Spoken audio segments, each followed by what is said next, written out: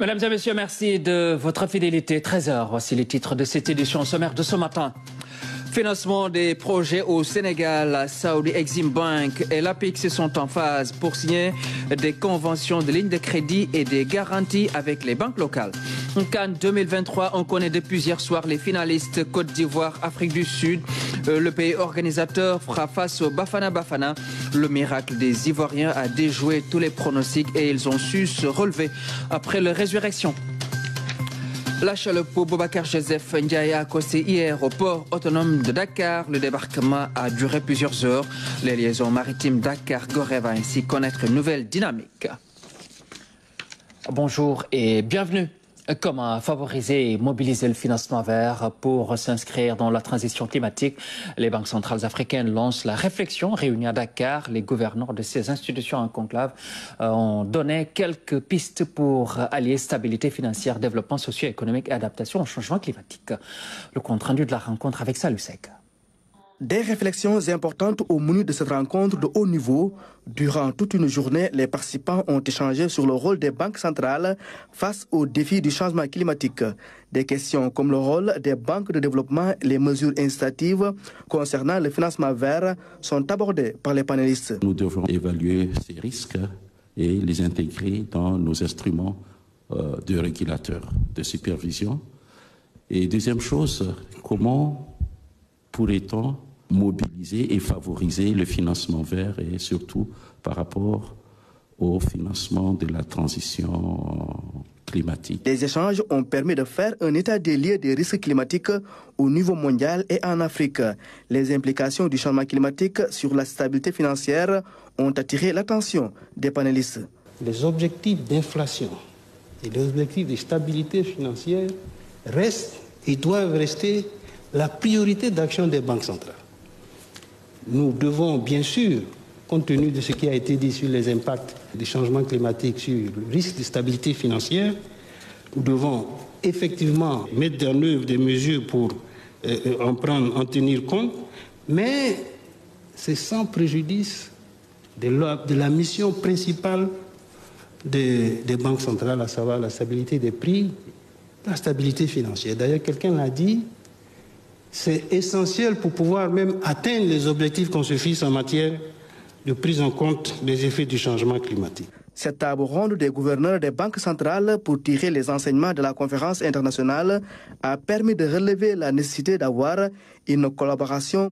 Ce qui est ressorti de nos échanges, c'est que non seulement les banques centrales sont impliquées, mais les États sont impliqués, les banques primaires sont impliqués, le secteur financier est impliqué, les banques de développement sont impliquées, les partenaires au développement sont impliqués. Donc, il y a une coordination et une collaboration qui est absolument nécessaire et fondamentale parce qu'il s'agit d'une question qui touche la planète.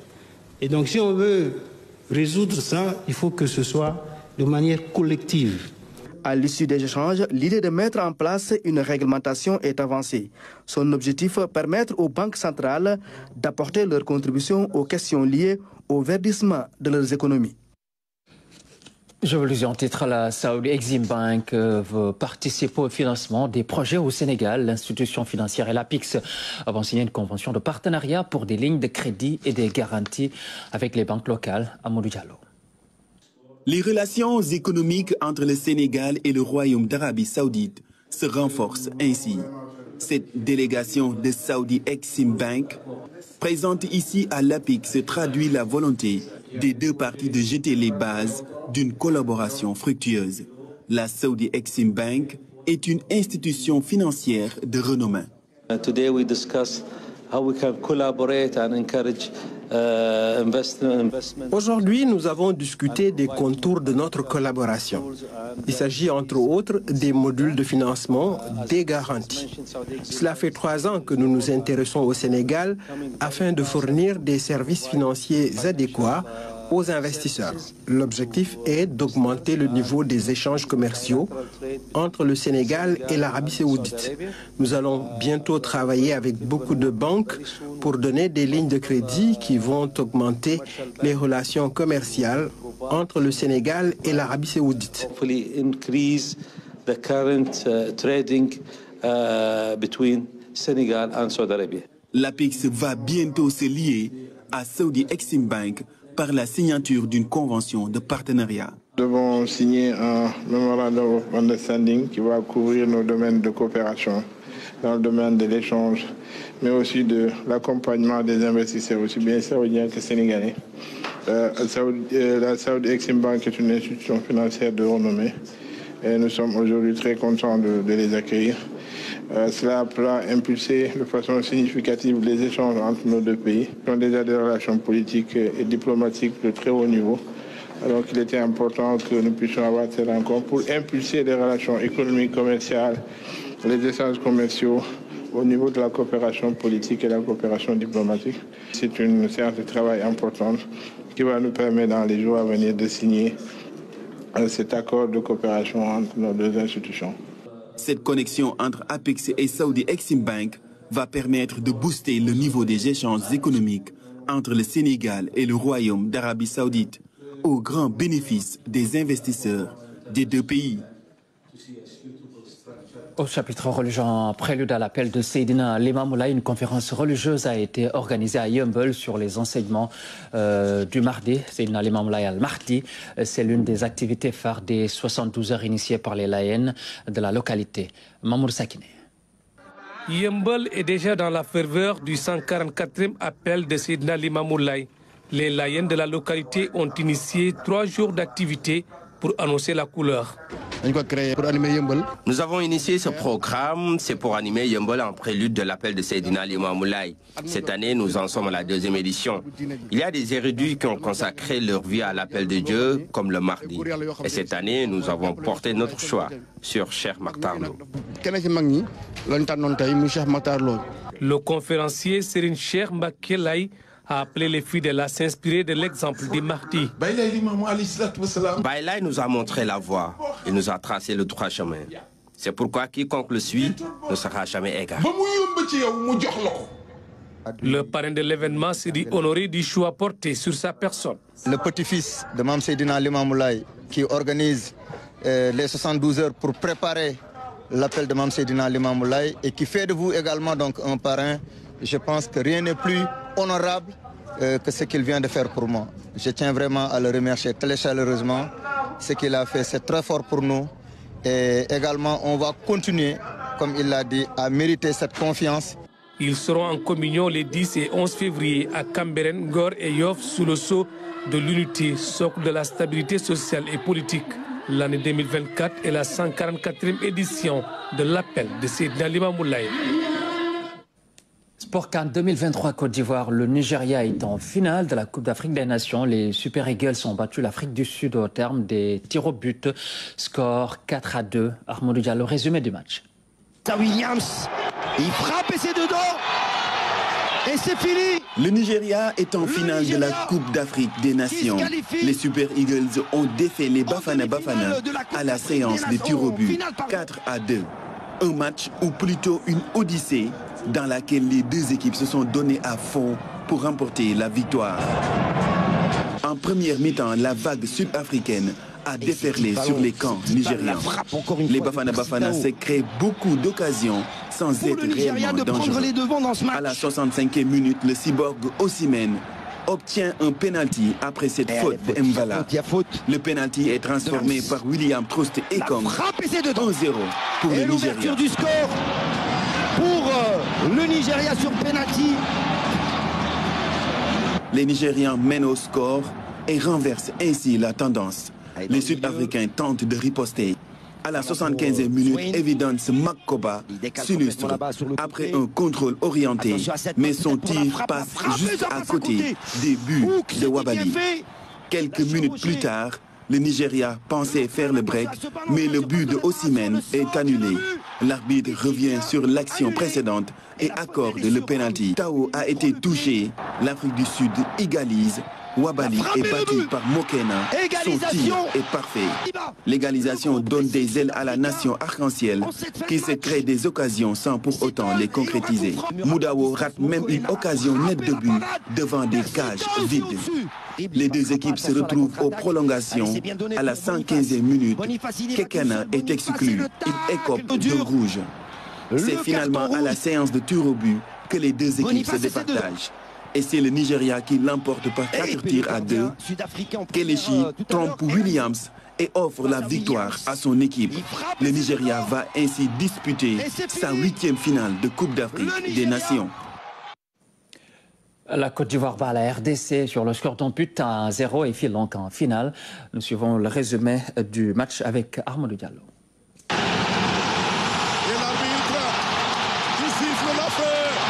La Côte d'Ivoire est en finale de la Coupe d'Afrique des Nations. Les miraculés encore à l'œuvre. Les éléphants marchent sur les léopards sur le score de 1 but à 0. Une performance exceptionnelle qui a plongé tout un stade dans une ambiance électrique. Personne, mais alors personne ne les attendait à ce stade de la compétition à Alassane. Dans ce match, tout s'est joué en deuxième mi-temps. Après l'heure de jeu, c'est le calme avant la tempête. 65e minute, Sébastien Haller se mue en artiste pour peindre un but pittoresque sur un centre de Max-Alain Gradel. 1 but à 0 pour les éléphants.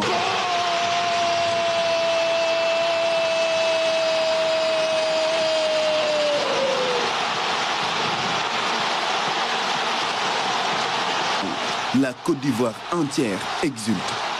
71e minute, Haller tente le lob, mais son tir est au-dessus.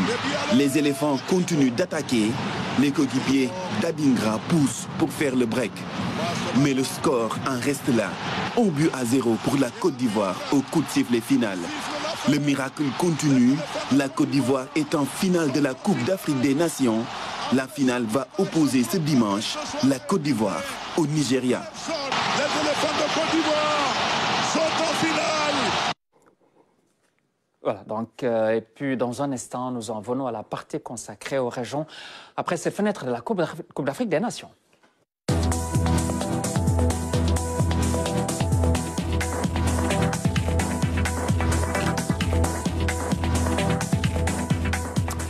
Et c'est pour débuter avec l'île de Gorée, la nouvelle chaloupe qui doit rallier donc la liaison maritime Dakar-Gorée a accosté hier au port autonome de Dakar. Boubacar Joseph Ndiaye, l'opération de débarquement a duré plusieurs heures. Quelques séquences dans ce reportage de Ibrahim Andong.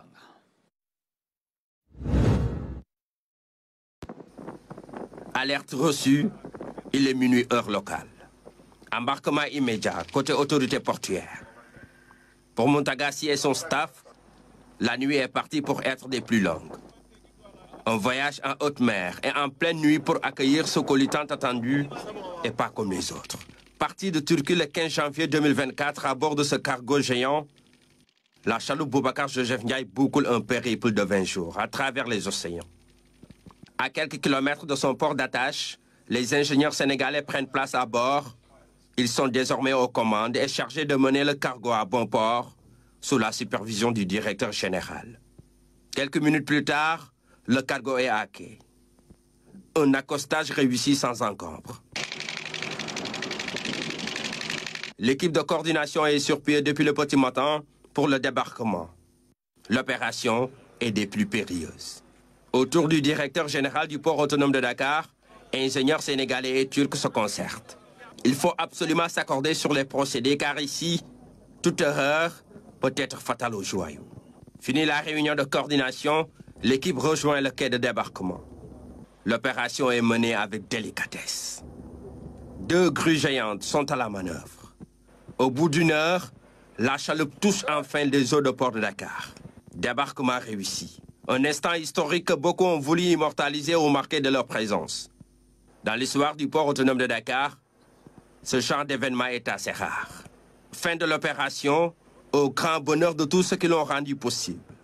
La chaloupe Boubacar Joseph Ndiaye est désormais à quai, en attendant d'être remise par le chef de l'État à son destinataire ultime, le peuple de Gorée. D'ici là, Sénégalais et Turcs se donnent 72 heures pour en finir avec les derniers réglages. Nous allons dans le sud du pays avec les femmes de Mlomp, de la commune de Mlomp, dans le département de Bignona. C'est dans le Bluff qui ont reçu une enveloppe de 10 millions de francs CFA et 2 tricycles. C'est un financement de la ministre de la Microfinance et de l'économie sociale et solidaire. Et puis, ils ont reçu également un tracteur qui a été offert par le chef de l'État aux producteurs de la commune. Le reportage de Michel Mendy.